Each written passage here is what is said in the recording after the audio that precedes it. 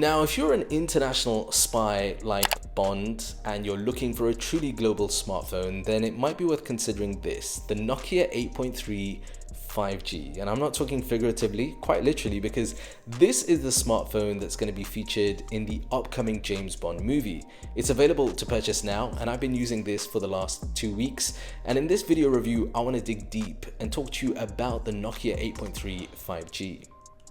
Now, before we get into the review, I want to take a moment to talk about the unboxing experience, because as well as the main device in the box, you're also going to get included some paperwork. And it's nice to see at this price point, HMD, which is the home of Nokia, also include a free silicone see-through case. You also get the power brick, and you get a standard USB to USB-C cable.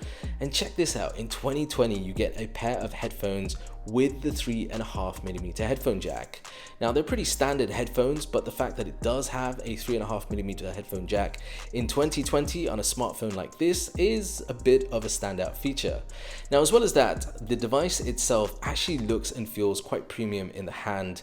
It certainly has some heft to it and some size, but the back is actually a Corning Gorilla Glass, and I love the way that the light reflects in the different lines. It's got this kind of teal, blue, gray mixture of colors against the Nokia branding and logo. Now, you'll also notice on the back, you've got the circular area for the camera. What is interesting is that the bump of the camera doesn't protrude too much. So actually, when you have this on the table, there isn't much wobble to it, which is quite interesting to see when you compare it particularly with a lot of other smartphones in 2020. Now, looking on the side, you get a button, which is actually for the Google Assistant on the left. Down at the bottom, you get outward firing speakers next to a USB port and that 3.5mm headphone jack. On the right hand side, you have a power on off button, which actually doubles up as the fingerprint scanner, and then you have the volume rocker. Above, you have the SIM tray as well. Now, this does support dual SIM, but it also gives you the ability to upgrade your storage with a micro SD card as well.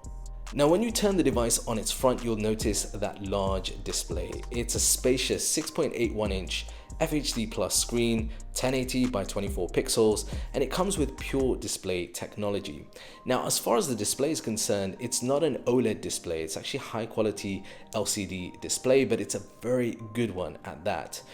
Day-to-day use, whether it's media consumption like YouTube videos or images or playing games, you'll notice the display does a very good job. And I also notice here, with bright lights, with the sunlight, the display does a good job at both contrast but also in terms of brightness.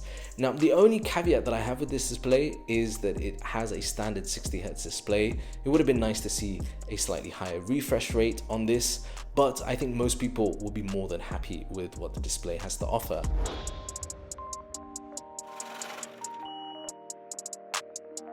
Now, as far as performance is concerned, you have two options here. You can go with a 6GB with 64GB worth of storage, or as is the case with mine, 8GB of RAM with 128GB of storage. But generally, in terms of day-to-day use, I haven't noticed any issues with lag or performance.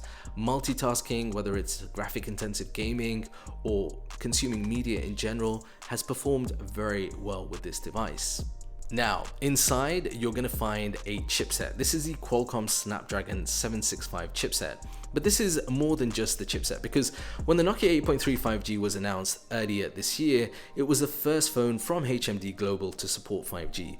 But its claim to 5G wasn't just that it supported 5G, it went further than that, because the Nokia 8.3 5G is a smartphone that will support a wider range of 5G bands. So a wider range of high, mid and low frequency bands.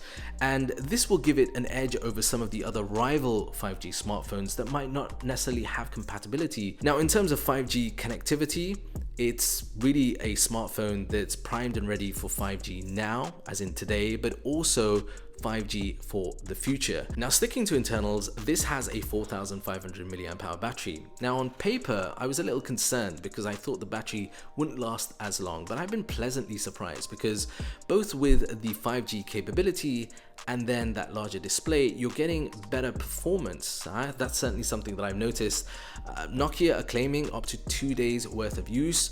A heavy user like me, I was basically ending up with over a day's worth of use. At the end of the day, still still left with about 40 to 50% battery, which is pretty impressive. Now, as far as software is concerned, you're going to get a pure Android stock-like experience with this device because it is running Android 10, it's ready for Android 11, and you also get 2 years of Android upgrades and 3 years of monthly security updates. So if you're looking for a stock-like Android experience with practically no bloatware, you're certainly going to enjoy the user experience from the software end on the Nokia 8.3 5G.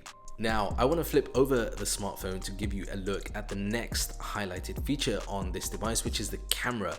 So this is a type of a quad camera setup comprising of a main 64 megapixel with an aperture of f1.9 and a 12 megapixel ultra wide camera with an aperture of f2.2. We then get a 2 megapixel macro and a 2 megapixel depth sensor. Now, the camera setup on this isn't as camera centric as what we found with the Nokia 9 PureView, but it's still a pretty decent setup for most people.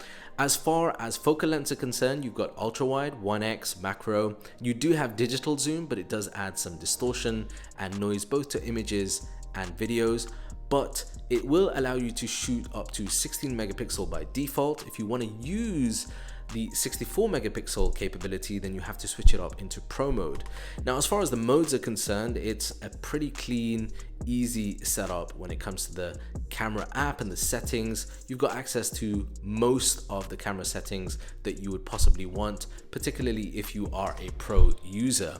One of the other features here is that you're also able to get really good cinematic video shots with a designated cinema mode as well. That will allow you to record 4K 24 frames per second to give it that really cool movie look and feel. So as you can see from some of these examples, both images and videos come out pretty decent on the Nokia 8.3 5G. Nokia have paid attention to getting the quality, the accuracy in the images, the details just right. One of the other things that really stood out for me is the fact that the colors are very close to natural. There isn't that overblown, oversaturated look like you can get with some other Android powered smartphones. So that's interesting to see. Now, in terms of ultra wide and 1x, both of those maintain a decent amount of detail in the images taken. There's also night mode as well, as you can see from some of these examples. It allows you to take better images, particularly in low light conditions.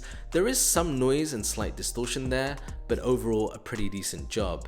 Now, on the back there is that depth sensor, and you'll notice for portraits as well, it does a pretty decent job on portraits. There's tons of customization that you can do post shooting, and that will allow you to get the best in terms of look and feel out of the overall depth element of those portrait shots.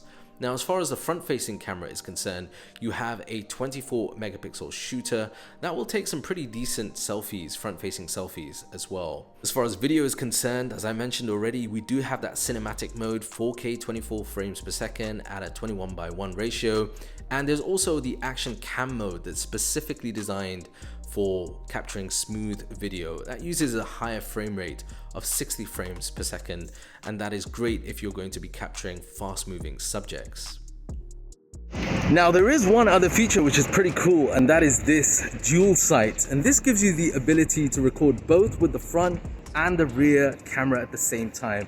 I think this is a pretty cool feature, particularly if you are video blogging, vlogging, or for journalism, whatever it might be. Gives you a good perspective on both the subject that you're talking about, but also yourself. The last thing I want to talk about is around pricing. So this retails in this region for about 2,100 dirhams for this particular 8GB variation.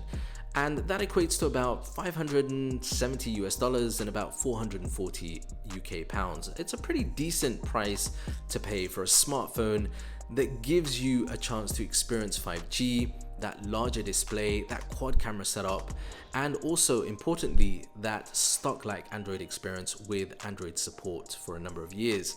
All of those factors do make the Nokia 8.3 5G something worth considering, particularly if you're looking for those elements in a smartphone. Let me know your thoughts about the Nokia 8.3 5G in the comment section down below. Plus, if you're new around here, please be sure to smash that subscribe button, hit like, and I will see you for another video shortly here on EMKWAN Reviews. Until then, stay safe, peace, and blessings.